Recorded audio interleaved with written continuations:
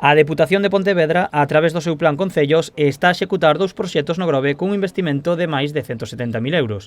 A presidenta en funcións visitou as obras e asegurou que o municipio está irrecoñecible.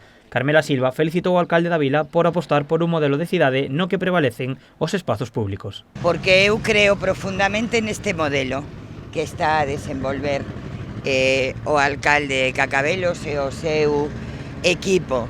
Un proxecto baseado na recuperación do espacio público para a xente, que ademais é un espacio público dotado con equipamentos para que non soamente a xente poida ocupar ese espacio, sino que poida interactuar co espacio a través de realización de todo tipo de actividades e para todas as persoas. As dúas obras que a Deputación está a levar a cabo no Grove consisten na ordenación da avenida Beiramar e na creación dun parque de skateboard na Praza do Corvo. Para o alcalde en funcións, estes proxectos mellorarán a calidade de vida dos veciños. E gracias a esa visión que unha política como Carmela Silva tivo fai 4 anos nos permite aos concellos ir transformando a fisonomía e a estrutura das vilas con un obxectivo claro que aquí temos no Grove, que primeiro son as persoas, primeiro son os veciños e as veciñas, e para os veciños e as veciñas o primeiro que nós queremos é que as rúas e os espacios colectivos sean unha continuidade da súa casa.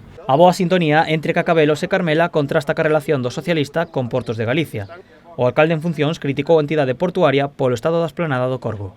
É deplorable que un concello turístico que fai unha festa do marisco en este ámbito, que atrae a miles de personas durante 10 días, que enche toda a comarca do Salnés e toda a provincia de Pontevedra, que Portos de Galicia siga vivindo e a espaldas ao Grove e mirando para outro lado. Os dirixentes socialistas aproveitaron a visita para asinar o contrato para a construción do auditorio do Grove.